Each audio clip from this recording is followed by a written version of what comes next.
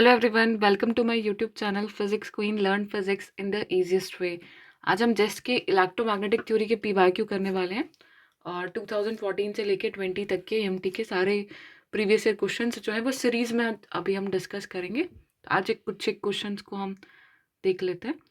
So guys, यदि आप channel पे पहली बार हैं तो सब्सक्राइब ज़रूर से करें for more videos and playlist में जाके चेक करें। There are so many playlist जो कि आपके लिए काफ़ी हेल्पफुल रहेगी और काफ़ी सारे प्रीवियस ईयर क्वेश्चन सजेस्ट और वहाँ पर गेट नेट के भी आपको मिल जाएंगे।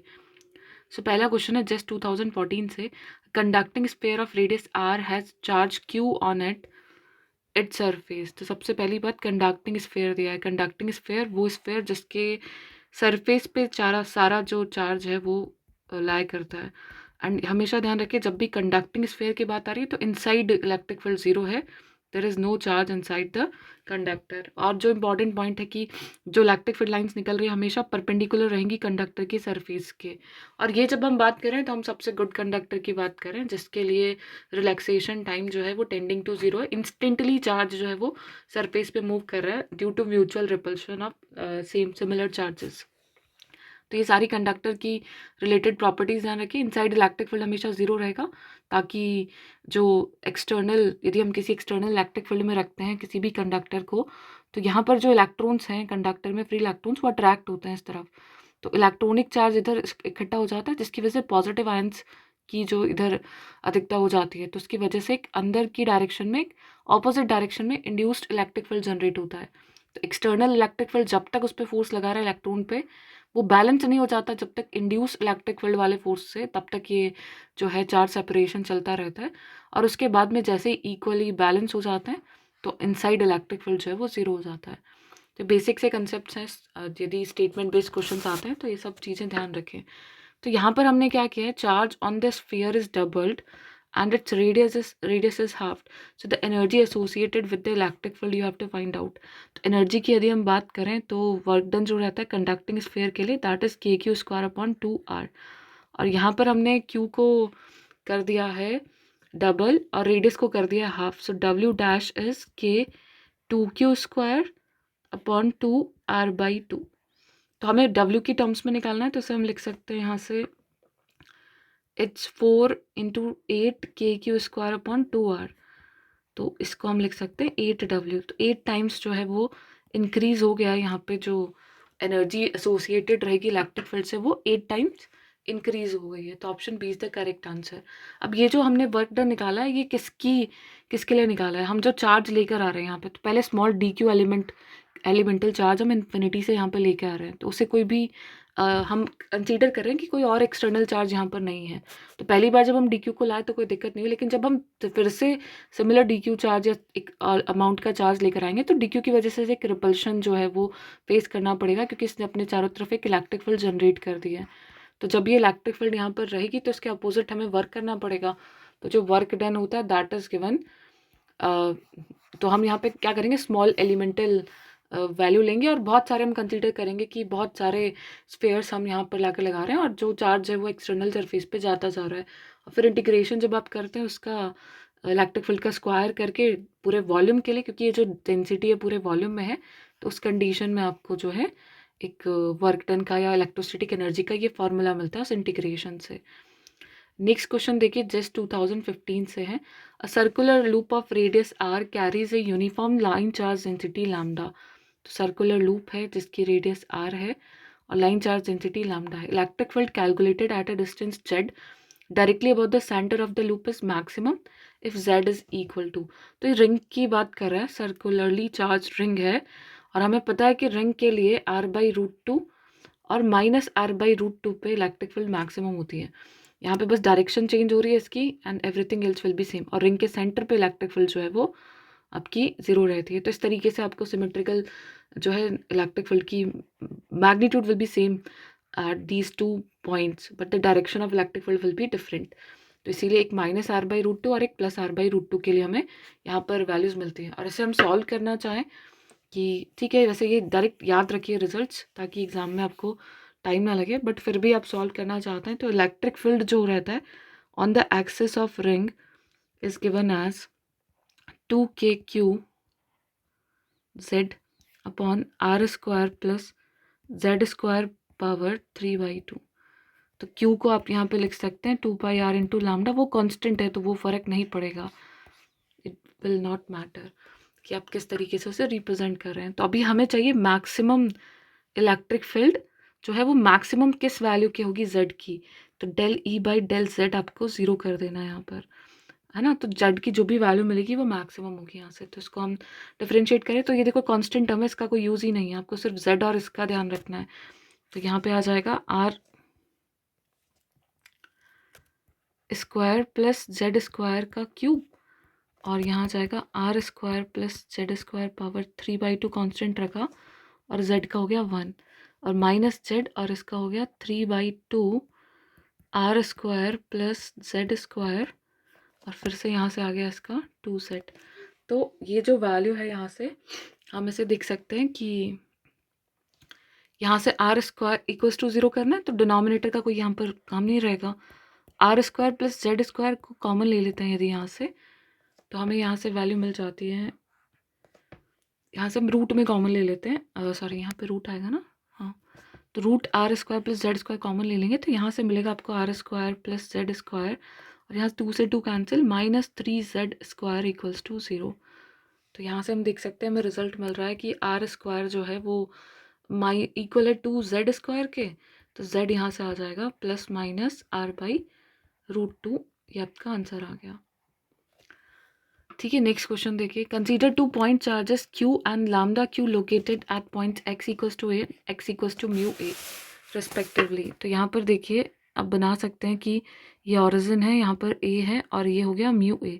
यहाँ पर जो चार्ज है q, यहाँ पे लैम्डा q, तो दोनों के बीच की डिस्टेंस हम निकाल सकते हैं, इट्स म्यू a, ये पूरी डिस्टेंस म्यू a है, और ये a है, तो म्यू a माइनस a हो गया यहाँ पर। तो यहाँ से हम लिख सकते हैं जो फोर्स यहाँ पर लग रहा है इन दोनों चार्जेस के बीच में, that is K Q lambda Q upon mu A minus A का स्क्वायर। और जो ये फोर्स लग रहा है यहाँ पर एक कंडीशन और गिवन है कि जो सम है दो चार्जेस का दैट इज कांस्टेंट, यानी क्यू प्लस लैम्डा क्यू जो है वो सी के इक्वल है। तो यहाँ पर इस क्वेश्चन में आपसे जो पूछा गया है लैम्डा की किस वैल्यू के लिए फोर्स मैक्सिमम होगा, तो लैम्डा के लिए आपको क्यू को एलिमिनेट करना पड़ेगा यहाँ से। तो हम यहाँ से इसे लिख सकते हैं 1 plus lambda Q is equals to C. तो यहाँ से क्यू को लिखा जा सकता है सी अपॉन 1 प्लस लैम्डा। तो ये वैल्यू यहाँ पे पुट कर देंगे हम, तो ये कितना मिल रहा है हमें यहाँ से, के लैम्डा क्यू स्क्वायर अपॉन ए स्क्वायर म्यू माइनस 1 का स्क्वायर। तो यहाँ से ध्यान से देखिए वैल्यू क्या मिल जाएगी आपको, इट्स गोइंग टू बी के लैम्डा, यहाँ पे क्यू को पुट कर देंगे सी अपॉन 1 प्लस लैम्डा का square and A square and mu minus 1 का square.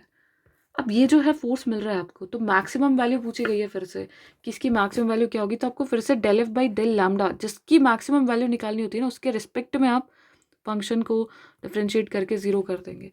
So del F by del lambda को आपको ज़ीरो करना है, तो अभी देखिए बाकी सब कॉन्स्टेंट होगा यहाँ पर, है ना। देखिए सिर्फ लैम्डा वाली टर्म और बाकी सब यहाँ पर क्या हो गया, कांस्टेंट हो गया। तो इसे हम लिख सकते हैं फोर्स को ए और lambda upon 1 plus lambda square. तो अभी बस इस टर्म का आप डिफ्रेंसिएशन करेंगे, हमेशा ध्यान रखें जो भी कांस्टेंट टर्म्स हैं ना उनको हटा दे पहले ही, तो आपके लिए जो कैलकुलेशंस होगी ईजी होंगी, टाइम टेकिंग नहीं रहेगी प्रोसेस, तो काफ़ी जल्दी आपको आंसर्स मिल जाएंगे। तो यहाँ से हम लिख सकते हैं अगेन वही 1 प्लस, डिनोमिनेटर की भी ज़रूरत नहीं पड़ती, बार बार लिखने की ज़रूरत नहीं, क्योंकि ज़ीरो के इक्वल ही हो जाना है।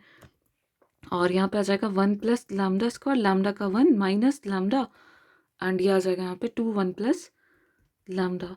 तो यहाँ से देखिए फिर से आप वही 1 प्लस लैम्डा कॉमन लेंगे, सॉरी होल स्क्वायर है,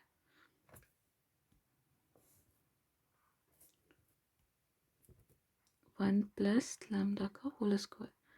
तो अगेन आप वही 1 प्लस लैम्डा कॉमन लेंगे, तो ये वैल्यू इक्वल आ जाएगी। यहाँ से we can write here 1 plus lambda, और यहाँ से आ जाएगा आपके पास 1 plus lambda minus 2 lambda equals to 0। तो ये वैल्यू लिखी जा सकती है 1 माइनस लैम्डा इक्वल्स टू 0 और लैम्डा इज इक्वल्स टू 1। तो ऑप्शंस के अकॉर्डिंग आपको देखना है, लैम्डा कुड ऑल्सो भी -1, बट यहाँ पे ऑप्शन में 1 है, so it will be the correct value. और फोर्स की मैक्सिमम होने के लिए अभी देख सकते हैं आपकी चार्जेस क्या है यहाँ पर, इक्वल चार्जेस होंगे।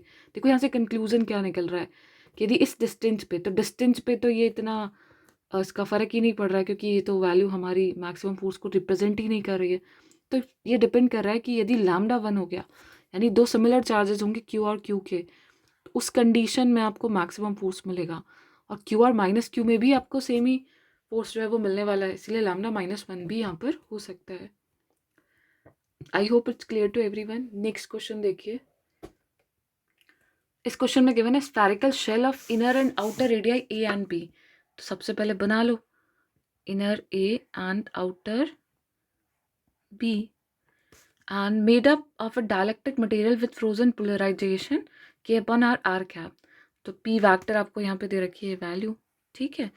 अब k जो है वो कांस्टेंट है and r is the distance from its centre, ठीक है भाई। r डिस्टेंस पे गॉसियन सरफेस ले लेते हैं। अब जो पोलराइजेशन है वो k अपॉन r कैप है। सो अभी जो पोलराइजेशन की वजह से यहाँ पर चार्जेस क्या हो रहे हैं, बाउंडेड चार्जेस इंड्यूस हो, बाउंडेड चार्ज जो है पोलराइज हो रहे हैं। तो हम यहाँ पर देख सकते हैं कि पोलराइजेशन की डायरेक्शन आर कैप है, तो इस डायरेक्शन में पोलराइजेशन है इस टाइप से। तो पोलराइजेशन की वजह से जो चार्जेस यहाँ पर हैं वो बाउंड चार्जेस हैं, लेकिन फ्री चार्जेस नहीं है यहाँ पर। तो ये क्वेश्चन मैंने सुबह यूट्यूब क्लास जो हुई थी उसमें डिटेल में कराया था प्रॉपर मेथड से। एक और मेथड है जिसके थ्रू हम इसे बहुत इजीली जल्दी से सॉल्व कर सकते हैं, और जितने भी क्वेश्चन आते हैं पोलराइजेशन से रिलेटेड आप इसी मेथड से सॉल्व करें, क्योंकि जो डी है आपको पता है वो सिर्फ फ्री चार्जेस पर डिपेंड करता है। तो हमें पता है कि डी डॉट डी एस का किसी भी गॉसियन सरफेस के लिए जो इंटीग्रेशन होगा दैट इज क्यू फ्री। तो यहाँ पर कोई भी एक्सटर्नल चार्ज नहीं है, free charges are those charges जो हमने एक्सटर्नली पुट किए हैं उस ऑब्जेक्ट पे। वहाँ पे जो पोलराइज चार्जेस है, बाउंड चार्जेस हम उनको डिस्कस नहीं कर रहे हैं। तो आप वो मेथड भी देखिएगा कि किस तरीके से हम वॉल्यूम और सरफेस चार्ज डेंसिटी ले रहे हैं और चार्ज इंक्लूज ले रहे हैं गॉसियन सरफेस में कितना होगा। तो वो मेथड भी सीखिएगा, क्योंकि बहुत इंपॉर्टेंट है कि आप एक ही क्वेश्चन को बहुत सारे तरीकों से करना सीखें। तो यहाँ से D dot D S zero के इक्वल होगा, क्योंकि फ्री चार्जेस नहीं है यहाँ पर, तो डी आपको जीरो मिल गया। और जब भी इस टाइप की कंडीशन गिवन हो, पोलराइजेशन गिवन हो, तो डी को आप यूज़ कर सकते हैं epsilon not E vector plus P vector. तो ये हो जाएगा यहाँ से epsilon not E plus P is equals to 0। तो यहाँ से डायरेक्टली आप देख सकते हैं ई आपको कितना मिल गया, it's minus P upon epsilon not. तो आंसर नेगेटिव में एक ही है यहाँ पर, option B that will be the correct answer. P की वैल्यू रख दो यहाँ पर माइनस के upon epsilon not R cap, ये आंसर आ गया। बाकी वो भी समझिएगा कि किस तरीके से कंसेप्चुअली आप बात कर रहे हैं। यदि आप इस रीजन में निकाल रहे हैं ना, तो ये इलेक्ट्रिक फील्ड आपको मिली है। यदि आप इसके आउटर रीजन में निकालते हैं आर ग्रेटर देन बी के लिए, तो वहाँ पोलराइजेशन नहीं है, तो वहाँ पे जो टोटल क्यू इनक्लोज होगा वो 0 होगा, क्योंकि जो चार्जेस हैं वो वॉल्यूम चार्ज और बाउंड चार्ज दोनों इक्वली जो हैं अपनी वैल्यूज़ देते हैं, क्योंकि वो चार्ज उसका अंदर का ही है। एटम का खुद के डायपोल्स जो बन रहे हैं उन्हीं की वजह से चार्ज जो वो अरेंज हो गया डायपोल्स की फॉर्म में, सेपरेशन हो गया, बट एक्चुअली वहाँ से कोई एक्सटर्नल चार्ज जो है वो नहीं दिया गया है। So I hope it's also clear to everyone. तो इतने ही क्वेश्चंस करते हैं, नेक्स्ट वीडियो में बाकी क्वेश्चन सॉल्व करेंगे। Thank you so much. कहीं भी कोई भी डाउट है तो कमेंट सेक्शन में पूछ सकते हो, और जब भी आपको टाइम मिले लाइक करिएगा, कमेंट करेगा और चैनल को सब्सक्राइब करेगा। Thank you everyone.